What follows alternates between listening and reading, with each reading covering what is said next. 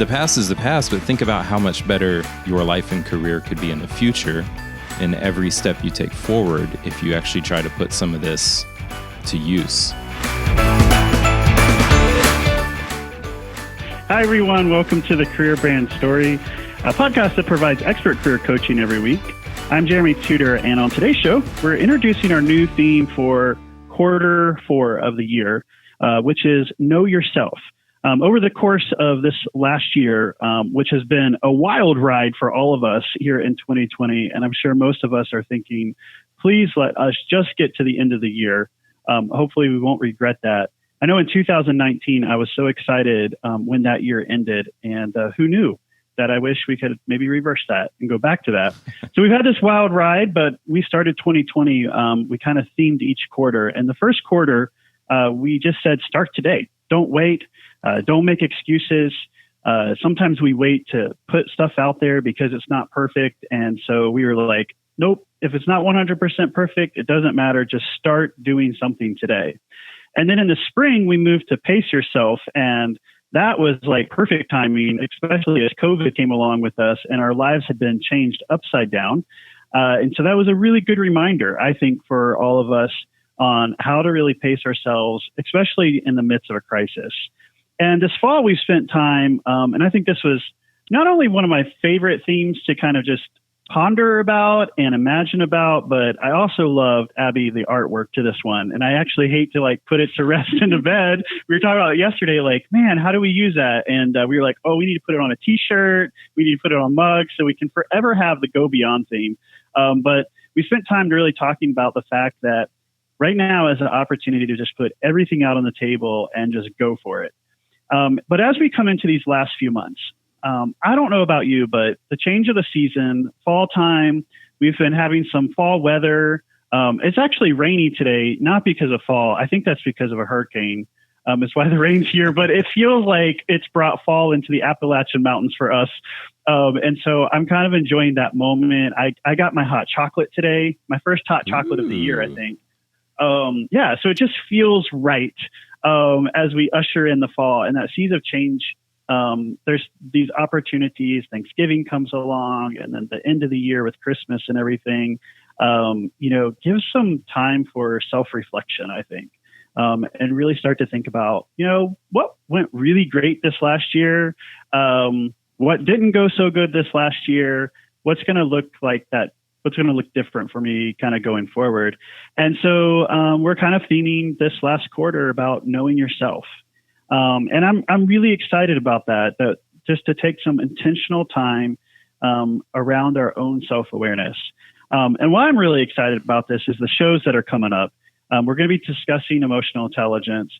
We're also going to spend multiple episodes in the Enneagram. My wife, Christy, who's amazing and smart and beautiful, she's our chief of culture, and it keeps us emotionally aware around here on our team. And she's an Enneagram guide. She's, in fact, been going through a year-long cohort with Hunter Mobley over in Nashville, Tennessee. So she's going to come on the show. She's going to take over the show, become a special guest host for those couple of weeks, and she's going to walk us through the Enneagram. So I think this last quarter of podcast is just really exciting. You guys excited about that? I love the Enneagram, and I think Christy's so cool. So I can't wait for that. Yeah. So I don't know, maybe I'll just disappear off the show and you guys can just come on and take it all over. I'm cool with that. That's fine. Christy's cool. Yeah. So it's very exciting. I'm sure she will equally be very nervous about doing it, but she is really intelligent around this stuff and speaks well into people's minds and hearts around this. So I think it'll be a really uplifting and inspiring and very intentional. That's our word for today. Dive into understanding ourselves better and what that means for us in our wholeness. Want to welcome, as always, Jebb Graff, our commercial photographer and creative consultant. Yay. And producer. How are you doing, Jebb? Doing really well. I love recording podcast days. It's just really fun. I got my routine. I get my coffee. I spill it on the floor. And then I get to see you guys, and that's actually a happy thing. I always sound sarcastic when I play these back. I'm like, God, you sound so smug. And I don't mean to be. I really mean it. I got to work on my inflection, I guess. We feel the love. We know it's true. Oh, well, good. Thank you. We're glad to have Abby Hook, our social media marketer, back on the show today. How are you doing today, Abby? I'm doing well today. I'm also, like Jebb, happy to be here because I love podcast days. I think they're so much fun. I don't know if this is why I'm having a great day, but my barista today, who's a friend of mine, wrote, "Have a great day" on my coffee. And I guess I listened. It worked. Going well. That's awesome. Baristas out there changing the world. What does mine say? Mine says Stick Boy Bread Company. I haven't turned into a stick boy yet. I do look like a loaf of bread, though. Or a busted can of biscuits. I was just a number. Thanks, thanks, corporate Starbucks. That's why you got to go to the local coffee shop. I know, and the only reason I didn't, and I shouldn't admit this like live on a podcast, but I didn't want to get out of my car in the rain. I understand. That was it. Oh my gosh. Yeah. Well, I'm glad to have you guys here today as we kind of introduce this theme and dive into know yourself. And I think that, some people are immediately probably asking themselves, well, what in the world does this have to do with my career? Right. What do you mean? What does this have to do with my career? Right. Everything. How can you know anything about what you're doing if you don't know anything about yourself? I would agree, but there's a lot of people, right, that I think avoid this subject because, I have my theories of why I think sometimes people kind of maybe avoid this a little bit, right? Mm-hmm. This introspective kind of know yourself. But in a groundbreaking book by Dan Goleman, he wrote Emotional Intelligence, was the name of the book. His educated guess is that 90% of the difference between star performers and average performers in the workplace was related to your EQ. All right. And so the roles of emotion in conflict resolution, collaboration, innovation, and other key successful cultural attributes in companies, is well documented. But there's a lot of work, I think, for us to do in that area because in 2009, there was a study that found that 65% of employees received no positive recognition at work. Ouch. Yeah, that's crazy. It's kind of sad when you read that. And so the interaction on the part of the inaction, I should say, on the part of the leadership, right, causes employees to disengage, become discontent, not work to their full potential. You might hear a lot about like workplace happiness as a new performance metrics. We don't necessarily talk about workplace happiness on my team, but we do talk about workplace wholeness. I actually like that word a little better because it means a little bit more to me than just whether you're happy or not. But I mean, really, there's a lot of work to be done in this area. And when you have that kind of high percentage of leaders not engaging with their employees, and then you can see the statistics as high as 80% of people dissatisfied in their jobs, something's going on here, right? And so I think that it's really important for us to start back at that place of ourselves, which is really the individual responsibility. Don't wait on your employer to engage you on this, but take the time to step outside of this and engage it yourself, and be able to see what kind of things that you can learn about yourself and how that can ultimately help you feel more whole in your, not just your personal life, but in your professional life and the interactions that you have with people at work. So as we explore this topic, know yourself through the end of the year, what do you guys hope to learn about yourself? I have a couple of things I'm hoping to learn about myself. This topic actually feels really relevant for me because I have just started my third and final year of graduate school. Congratulations. Thank you. It's going to be a long year, but I think it'll be a good one. But as I started this semester, I realized for this to be fulfilling to me, I really need to be just completely open to what's going to happen this year and be open to what is truly most meaningful to me, because I'm not sure what it's going to be yet. I started grad school with a lot of hopes and dreams, or rather I ended undergrad with a lot of hopes and dreams and ideas about what grad school would be.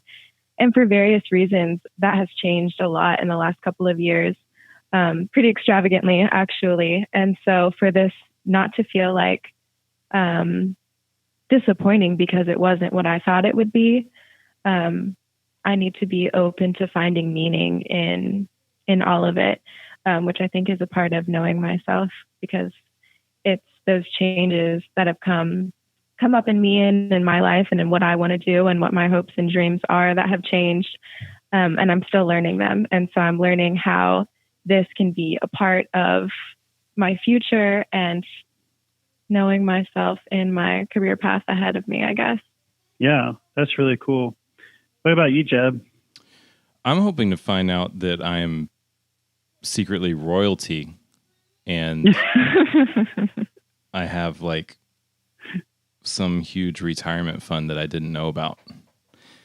I really don't know. I agree with Abby about being open, because sometimes I think like we find something out about ourselves and then we kind of focus too much on that. And then we're not open to finding out more, and I'm a believer that we're constantly changing, and I hope that we're constantly changing. So yeah, I guess I would say I just hope to be open, and I do hope to find out that I can remain resilient, because 2020 has been challenging financially, health-wise, multiple things. So yeah, I guess I'm hoping just to be open and to find out that 40 doesn't mean that I'm as old as I feel. Yeah. Well, and resilience is one of the parts of emotional intelligence. And as I've dived into it, so I recently just got certified in emotional intelligence on how to deliver that to our clients and walk people through that. What was really interesting to me about learning that is that you can actually learn emotional intelligence. It's not something that you either have or you don't have, and resilience is one of those. And the way you learn resilience is you go through hard times, right? and you that's not the fun one probably to learn, but you can kind of go through that and be able to do that. I know for myself, and I've been on this journey, like really intentional journey for the last 3 years. When I made a huge career transition, that I really wanted to have a better sense of my own self-awareness, but also my social awareness. Doesn't mean I do it perfectly. My team knows that. I think that a lot of people, it's a vulnerable thing to do. I think to reflect on yourself and to open yourself up to realizing, hey, there may be some things that I might need to grow and change in. But yet, if we don't open ourselves up to that, we miss out on opportunities that are going to be right at our doorstep if we're not ready for them emotionally. Yeah, and I kind of want to go back and add to mine a little bit, and this lends itself to Enneagram. So I'm really looking forward to hearing what Christy has to say in the future. But being a 9, I tend to merge a lot, and I easily lose focus of my own goals in order to please others or to avoid conflict. And so one thing I'm really working on is focusing more on like my own goals and my own boundaries, and giving them more space to be, and trying to be okay with that, because I really, really don't like conflict. Yeah, and it's hard work, and I think that's great. And I think it's also good that once you do start to understand yourself, I know for me, what's helping me do is that, it's also helping me be able to explain myself to other people, you know, and give me the room and the permission to, you know, like I'm an 8, so wing 7, and so there's things that I do that are that way. I can make very, very direct statements, or no, I never do that. But I think that it also helps, especially when you start to work around other people, when we all have the understanding of, oh, I understand that's who he is and how he is. Like, there's a greater acceptance. That doesn't excuse any bad behavior or anything. That's not what I'm saying, but it does help us to be able to accept where people are, and to hold them in that space, I think, and give them emotionally what they need, you know. Jebb and I, you know, we've worked together many years now, and you know, a lot of people might say, well, how in the world could those two like work on projects and get things done? But I think part of that is we know each other and support one another, you know, and trust that, you know, we see how each other work and know what each other need in that relationship. Yeah, it helps to be able to know like how to separate intention from behavior. And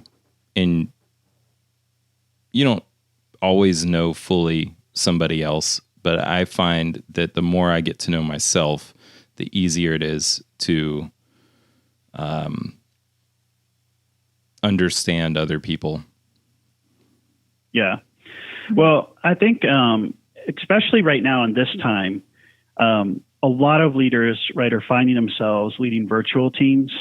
They're managing many distractions that have come along with COVID. Every one of us, you know, is attempting to multitask, which you really can't do.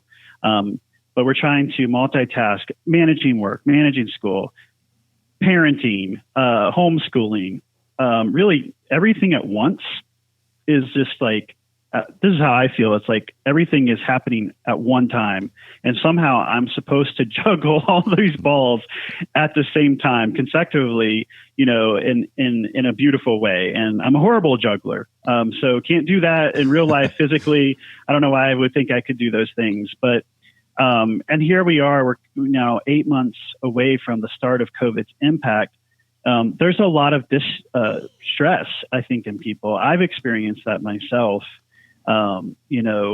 Just feeling completely overwhelmed by trying to manage all the things in this. And it feels like the simple tasks become like complex, and what should just be something so simple, like turns out to be like gigantically hard. And I find myself just getting frustrated and I'll walk away. It happened the other day in Office Depot. I went in to go in and buy a couple of just notebooks. Like literally they cost $2. I just needed 2 notebooks, and I went to go check out, and like my card wouldn't work. Not because there wasn't money there. There was money there, but it wasn't working. And the guy behind the cashier just kept doing the same thing over and over again, but kept looking at me like it was my problem. and it just seemed like this is just such a simple task. And I know there's people being like, well, why didn't you just have $2 cash? Well, I never carry cash. So it just became 2020. That's why. Right. And so I just became so frustrated, and I was like, you know what, I'll just come back later. And I walked away right out of the store. But that's how 2020 has felt to me on multiple levels. And so I know a lot of people have been in that spot. How have you guys felt, like just stress level over the last 8 months? Abby's shaking her head no. Are you? I feel like I've been stressed for a long time, and it's been a goal of mine to be like, I am so zen and so chill no matter what's going on around me. And it is hilarious that I kind of felt like I was finally getting to that place around the beginning of this year. I was like, the trivial just like, it just rolls off my back. It flips right over me. And then it was like, boom, pandemic, everything's going wrong. Everything's terrifying. And also I was working a couple of jobs, and one of those jobs used to be like an afternoon only job that suddenly became a 7 a.m. to 6 p.m. job. And it was also a job in childcare. And so it was like, it felt so important, but also so scary because we didn't know what was going on. It's like, how do you keep children 6 feet away from each other and they don't hear me when I'm wearing a mask? And it just was like, there was so much, like the stress of the pandemic was even manifesting in like in an embodied way in this school setting with these children. I think it maybe would have been still stressful, but a different kind of stressful if I had just been like, okay, I'm going home. I work from home now. It's stressful, but it's okay. But I just felt like the weight of the responsibility of caring for these children and making sure I don't get sick and others don't get sick and all of that. In the middle of grad school and in my first year of being married and I don't know, sharing closet space. So that's stressful enough. Right. And I don't, we can edit this out if I'm saying too much, but, and we all got COVID too. We did. So it's a shared team experience, that we all got that. Sorry. I did not get COVID, but I'm not in Tennessee. Yeah. I'm in the bubble in North Carolina. We created a COVID bubble somehow, some way. So that honestly, that was at the beginning of August. And I know for me, like, it felt like from that point forward, this like, it's just been stressful. Yeah. It's like I can't climb out of that hole. That is stressful. Yeah. Yeah. Well, now I can't share mine. I mean, that's like, my stress isn't as cool as your stress because you actually got the thing. No. we've learned anything in 2020. It's you can't judge. Yeah. No, if I'm being really honest about it, I've handled the stress pretty well. I think the fact that I've been in commercial arts for however many years I've been in it now, like going on 20 years, I'm really, really, really used to kind of not knowing where the next paycheck's coming from and the ups and downs of that. So I've handled it really well. Where it's kind of grinding against me here is that it's getting boring, which is, it sounds like the really not cool to say. And it's not so much like I'm bored. Oh my gosh. It's more like, I'm an extrovert. I miss being around people. I miss, just being in those settings. I miss working with people. I really love collaborative work, and it's exhausting to try to figure out all the time how to be collaborative under the restrictions of COVID and not just like these annoying restrictions, but truly to keep people from getting sick. And it's constant. I've got quotes due today that are all about like, how do we do these photo shoots without getting near people? And it's not just as easy as a zoom lens. There's a lot that goes into production, and it's just added another layer of stuff that that kind of stresses me out. But overall, I think I've handled it pretty well. Yeah. I mean, I think that everybody has an elevated amount of stress. And if you say you don't, I just think you're a denier of everything around you in 2020. Yeah. Because everyone's having to learn something new, whether that's technology, whether that's managing people, whether that's how you just do your work. If you were used to going into an office every day and having that environment set up for you to succeed, and then all of a sudden you're finding yourself now working at home. There's the physical proximity between leaders and employees, I think, isn't always feasible, but here we've been forced into that. And I know there's been a lot of discussion about, this will bring in the wave of work at home. Finally, everyone will really be able to embrace, working from home. I actually don't think that's going to stick around, because I do think that there are, like you, Jebb, and myself, I'm extrovert. I like coming in and being around people and engaging at that level. for me, I actually get to a place where there's like that Zoom fatigue. Mm-hmm. And I'm not even sure that like workplaces are really, I mean, some are embracing it, but I question like Facebook said that by 2030, that 50% of their workforce is going to be remote. I was like, well, that's 10 years from now. And only 50% is going to be work at home. Like it was like a statement to come out like they were for it, but it felt like it fell short of that in my mind. It would have been better if they'd been like 90% of our workforce is going to be work at home by 2030. It'd be like, that would make more sense to me if you're really going to embrace it. But I think there's always this need still for that proximity that comes into play, and how you work that. Harvard Business Review said that they identified 4 elements to organizational conversation that reflect the essential attributes of interpersonal conversation. And they were intimacy, interactivity, inclusion, and intentionality. And so this is where people, I think, and leaders are going to have to learn differently right now, that if I can't have that physical proximity, how am I still going to have and grow those interpersonal conversations with people? And I've said this for a long time. I think I live this out. I think if you talk to my friends and my team members, I live this out. I think proximity is great. Jebb and I for a long time had proximity. He had an office directly across from me. Productivity level may have varied. We ate a lot of pizza. We had a lot of pizza and a lot of Chinese. And a lot of Mountain Dew. It was good times. And a lot of Mountain Dew. And we watched a lot of people get stuck in a parking lot. That's true. It's really true. It's the most fascinating parking lot to watch. So I think proximity is great. And there's a lot of advantages to it. But I think intentionality is greater. And I think that intentionality is actually really hard sometimes for people to put in play. Right. Because I don't know how else to say it, but you have to be intentional, right? I don't know if there's a better word.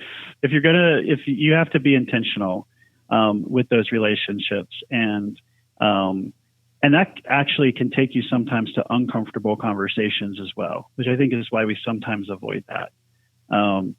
But leaders to power their organizations through conversational based practices, need to speak to those 4 things. All of those things work together. They come together. Here in our company, with Career Brand Story, one of our first values that we talk a lot about is living wholeheartedly, that we're cultivating a community of vulnerability, courage, kindness, and empathy. And at the end of whatever we do, whether it's successful or failure, we're going to stop and go, you know what? I was enough in that process. I was enough in what I did. But that takes a lot of intentionality for us to really live that out. And being vulnerable, I threw in a question here. Do you all think we're doing a good job at this? As someone who is in the office, you're asking this about Career Brand Story. Story. Yeah, I know. So careful. I thought you might be. Careful how you answer this now. It's a brave question. I know, right? As someone who does work in this office, no offense, non-remotely, I would say I think we are, because not to say that we're perfect by any means, but EQ is, I don't think about being perfect. I'm not certified in EQ like Jeremy is, so maybe he can answer that. But I do think it is about growing and improving all the time. And I see us doing that. Here. And I think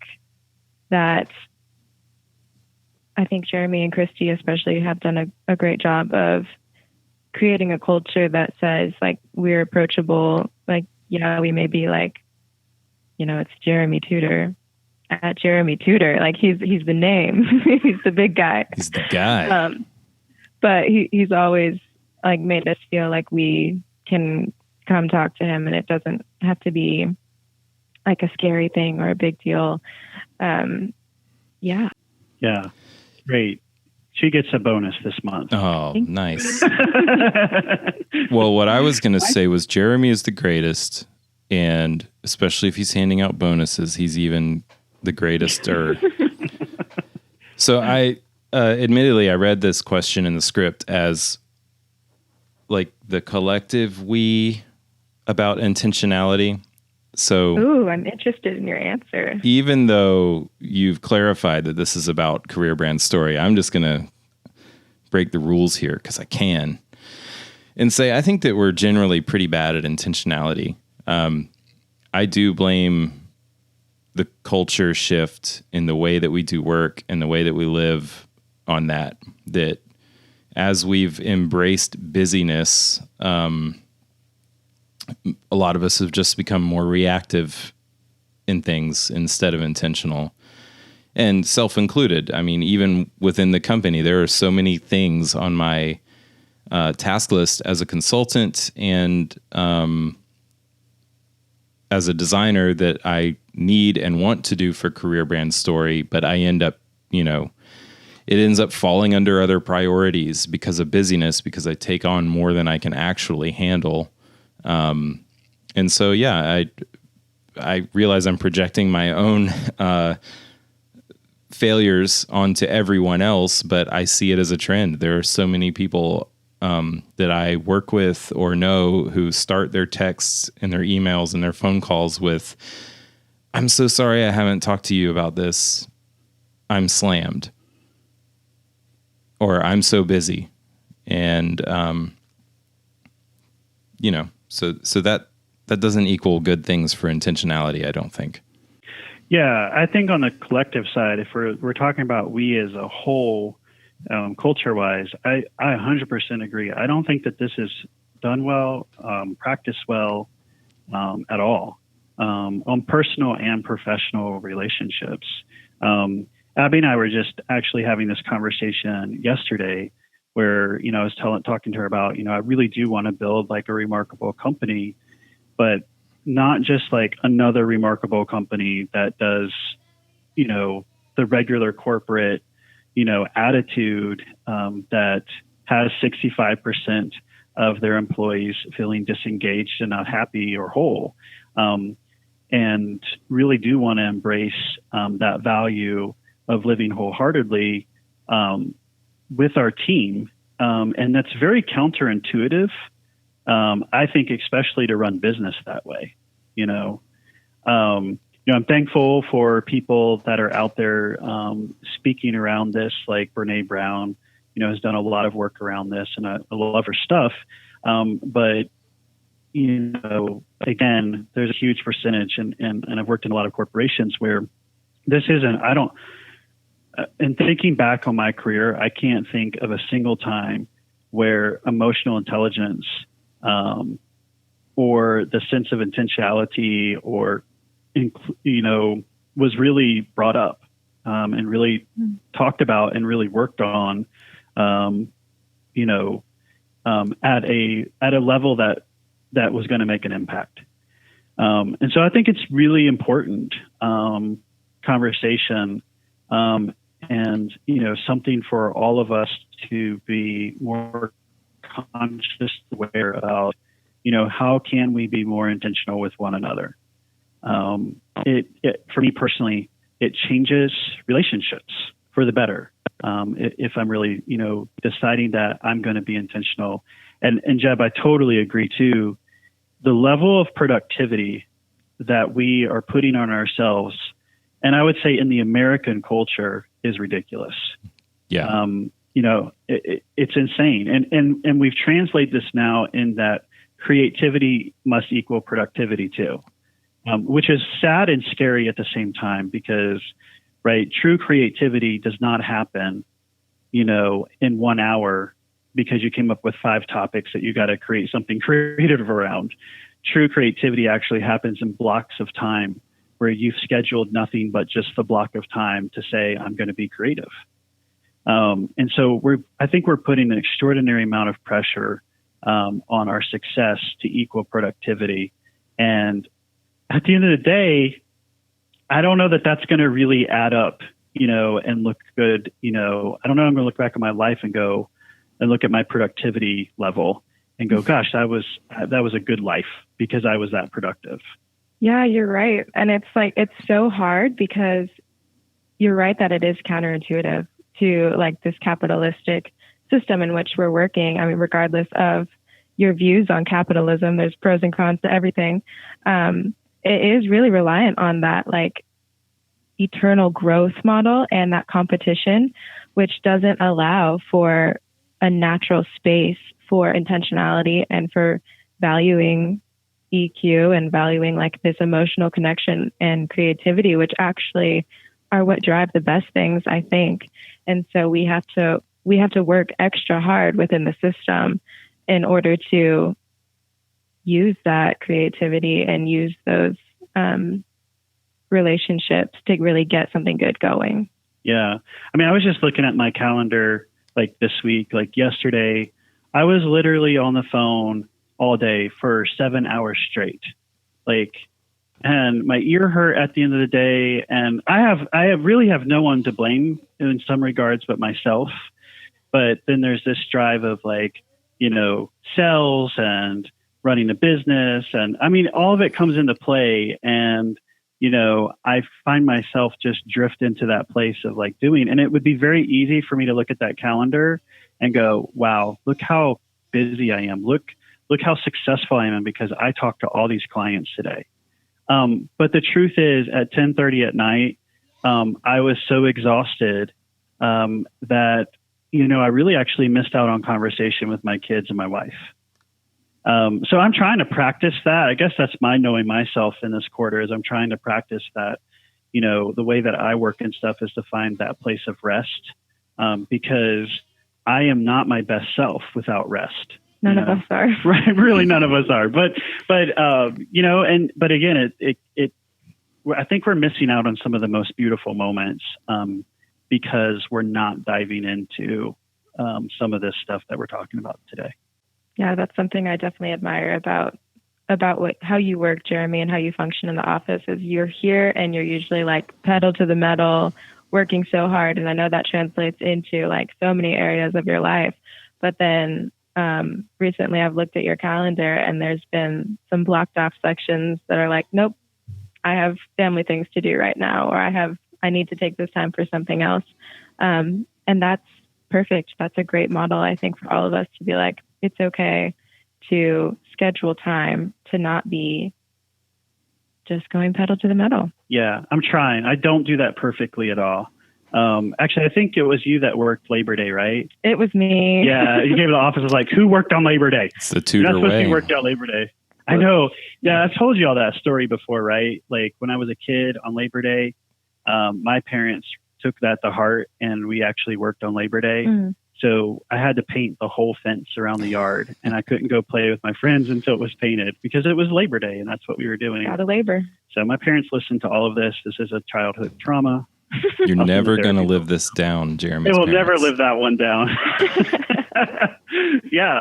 But yeah, so I think that this self-awareness can help us understand how we work and how we behave. Because I could equally say there are probably some behaviors out there where maybe you do need to work a little harder and, put some systems in your life to help you maybe figure out how to be more productive. If you're more of a daydreamer or, maybe you get frozen because of tasks and stuff that seem really heavy or hard to get through.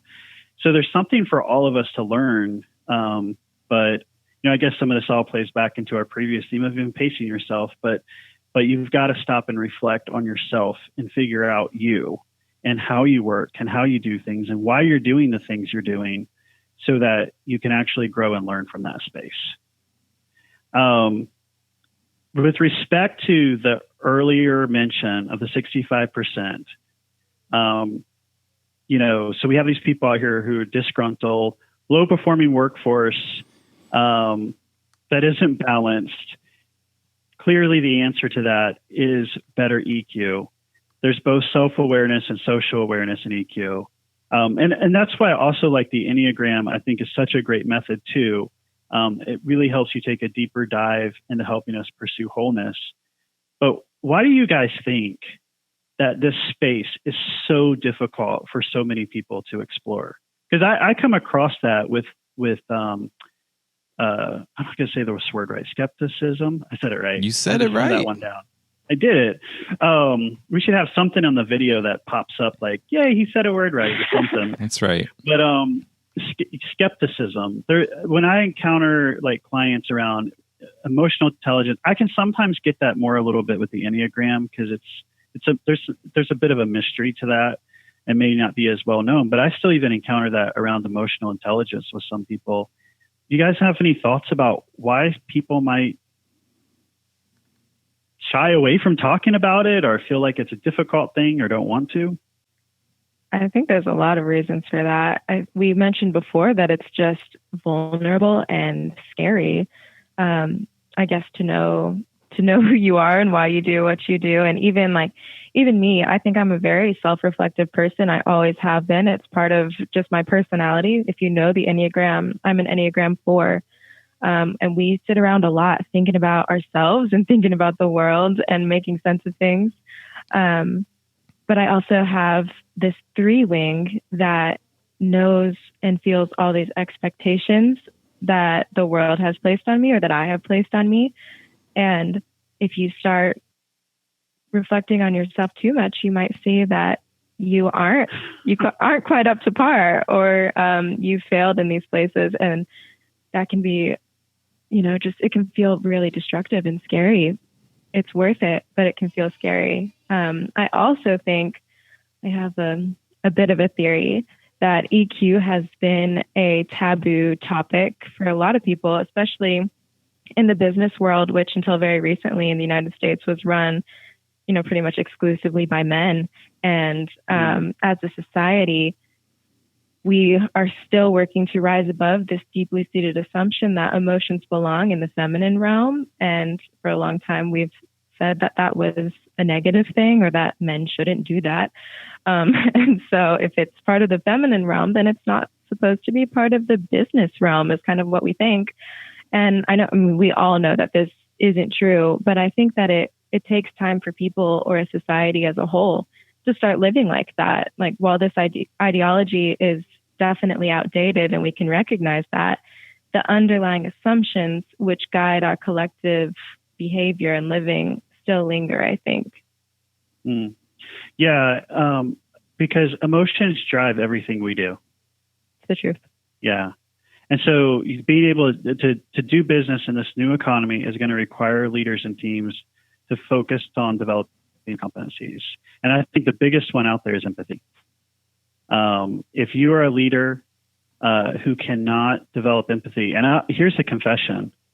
There was a book that I read. The word empathy, I have to look this back up because the word empathy really didn't start to be used, I think, until like somewhere in the 1960s. So I'm going to fact check this. I could have my dates mixed up. But the true word of empathy is almost to wear the skin of someone else. And so I was reading this leadership book, and he basically was pointing out that that's really impossible to do. You can't actually experience and have empathy, right? And so this was several years when I read this book back. It's been probably about 5-6 years ago. And there's a lot of great leadership things that I learned out of that book. But I remember telling Christy that, well, when I read that statement, I was like, well, empathy is a new word, because she was trying to tell me to have more empathy. And I was like, you can't actually do that. And I would argue that, right? My leadership is, I would argue that you can't have empathy. What is wrong with you? I'm an 8. But my leadership has drastically changed, where, I work really hard to practice that empathy today.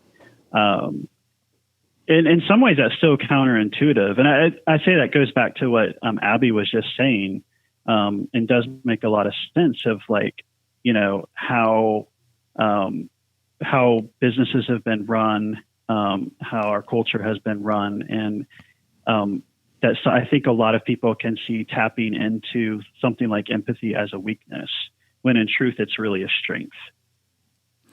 Yeah, I was going to echo Abby for the most part. Meaning I don't disagree with anything she said, but I was thinking about what industrialism and what compliance-based education has done. You know, there's not a lot of room in all that for EQ. There's mostly room for do what I say. And if do what I say has translated over the decades to what Abby said, emotions are a feminine thing, then you just grow up thinking that that's the truth, you know, because you're compliant. It's kind of a vicious cycle with the things. And, you know, I've been in leadership classes in situations where a coach similar to yourself has come in and we do an exercise, and I'm not kidding, like more than half the class just starts smirking and really just kind of crapping on it, saying this is just psychobabble. This is stupid. You know, I've lived my whole life and my whole career without ever having to use any of this. And it's really sad to think about, like, well, the past is the past, but think about how much better your life and career could be in the future in every step you take forward if you actually try to put some of this to use. You know, it can be better. Getting somewhere doesn't mean that you got to that place in the healthiest, best way. Yeah, and I wonder with people too, is that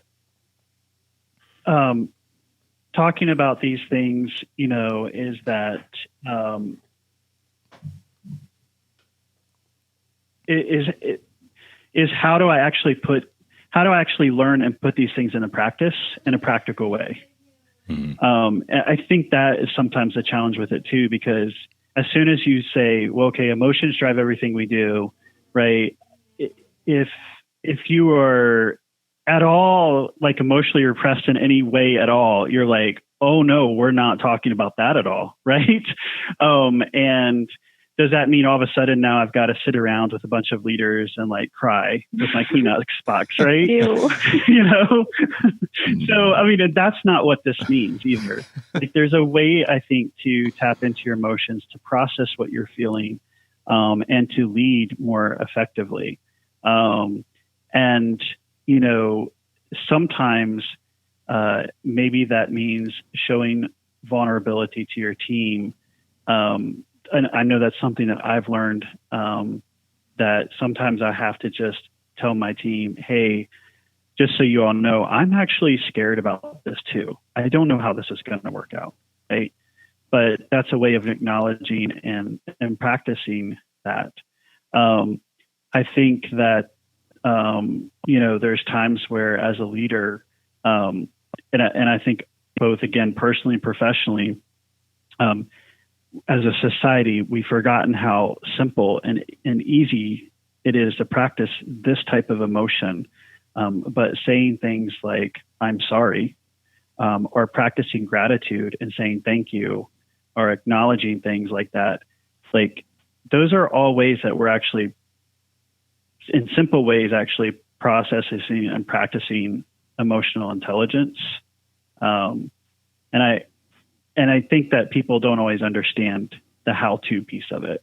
So I kind of hope that what we do in these next couple episodes, I think what we've tried to do here on our podcast is to stay really practical, and give people these how-tos. So I'm hoping, even as we get in the Enneagram and into emotional intelligence and we're talking about it, there's that education, a piece of what it is, but I hope we can work to also give people some tools of how to practice it as well. Yeah. So I'm excited. And I'll just kind of come back to, you know, in this season, as we come to the end of this year, be intentional. Be intentional to dive in to know yourself. At least come out of this season learning one thing about yourself you didn't know before and putting it into practice. And we're going to work really hard here at the Career Brand Story team to put some tools and that practicality into play. So I hope you guys will listen in as we all talk about this subject and learn along with us. I'm learning too as we go, and I'm pretty excited about it. Me too. We're all reflective now. Yeah. We're all. It's kind of heavy stuff we're talking about. It is. I mean, I need to go to a yoga class. Well, and to Jeremy's point, I think that's part of why people kind of poo-poo when it's brought up, because they do imagine something like a yoga class or like something new agey and lighting candles and stuff, when it's in reality sometimes it's very similar. I find emotions are very similar to physiological things, and sometimes they even cross over into that.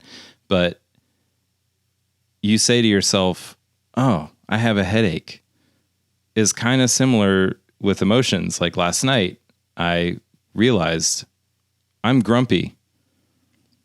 Why am I grumpy? I don't want to be grumpy. I can't take a Tylenol and not be grumpy anymore. That's where it's not like a headache. So I had to figure out how to solve it.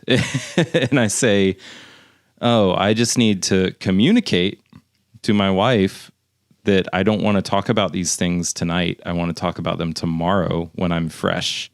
I've just had a long, exhausting day. And, that took like less than 5 minutes.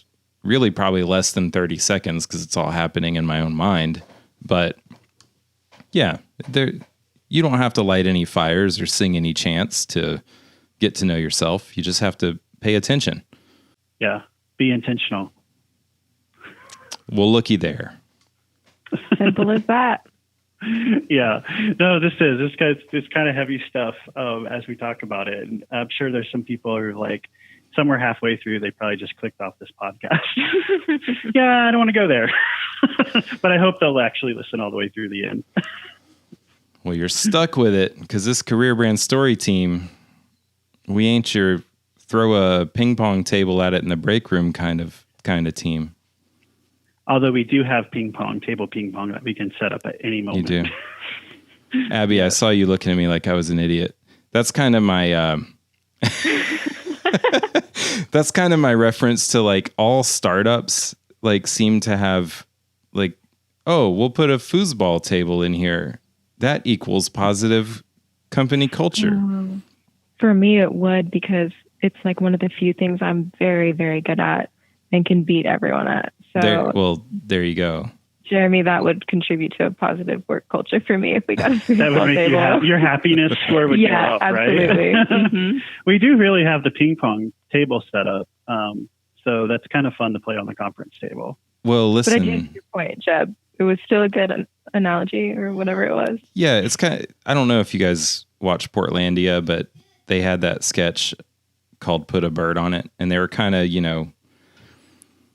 roasting hipsters for like, arts and crafts. You just put a bird on it and then suddenly you can sell it.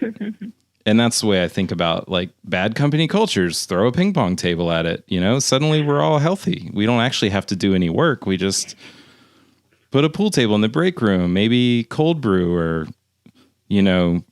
craft beer Fridays, and suddenly we're all fixed, right? Maybe I'm just bitter because I work by myself, and playing ping pong by myself is sad. I was going to say those things don't hurt, but yeah, they're not everything. They are good. They are good things. Don't fix things. Yeah. Well, again, I still think intentionality is greater. And so being intentional of diving into your emotional intelligence and growing in this space does lead to better wholeness.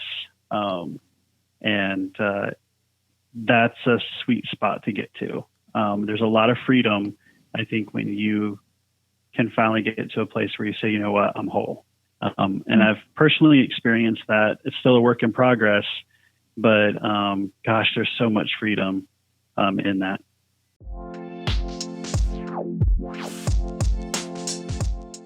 Have you ever experienced conflict with another person at work? Of course you have, because conflict is going to happen. Why? Because all of us are different. At work, you can't always choose the people you work with. They're just there, whether you like it or not. But you can choose how you communicate with people around you. We use DISC, D-I-S-C, here at Career Brand Story. It's a really practical tool that you can learn to help you better understand people's differences and learn how to communicate better. The D stands for dominant. Most of the time, it's associated with the color red, and these people are looking for results, quick to react, and they're really direct in their communication. The I stands for influence. Most of the time, this is associated with the color yellow, and these people are looking for interaction. They're creative problem solvers, and they'll be very talkative. The S stands for steadiness, and most of the time, it's associated with the color green, and these people are looking for stability. You'll find that they're calm, personable, and they tend to avoid conflict at all costs. And the C stands for compliance. Most of the time, associated with the color blue, these people are looking for information. They might be slower to react, they're very organized, and they love data. About 80% of all people will have a combination of two of these behavioral factors in DISC. Others will have about 5% of one behavior factor, and the others will have 3 of the behavior factors.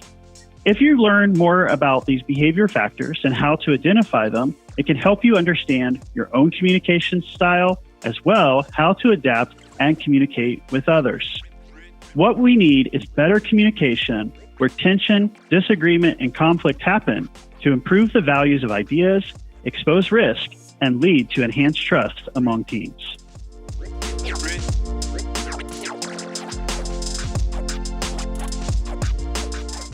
Well, if you like what you heard today, you can hear more every week from us by opting into our email newsletter. Right now, we're giving away our free Know Yourself PDF. Simply go to jeremytudor.com and sign up today.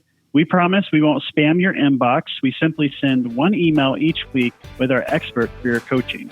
By the way, if you're wondering where you can follow, like, comment, you can find me on Facebook or LinkedIn. Just search for Jeremy Tudor. And on Instagram, I'm at Jeremy T. Tudor. Also, while many of you listen to this podcast, because that is what a podcast is for, you can watch the episode on the YouTube. Just go to Jeremy Tudor or search for Career Brand Story to find us and smash the subscribe button. Yeah. And Abby, where can we find you? The best place to find me is on Instagram at Abby Hook, ABBYHOOK. And Jeb, when you're not playing the Tony Hawk Pro Skater game, where can we find you? Falling down in my driveway trying to skate for reals. You can find me on Instagram at Jebb Graff, JEBBGRAFF. Same handle on all social platforms, including LinkedIn, and at my website, jebbgraff.com. Thanks for tuning in, everyone, and keep thriving. If you're interested in advertising your business on our podcast, we advertise for local and national companies. Contact McCay at careerbrandstory.com for more information. That's MCCAY at careerbrandstory.com.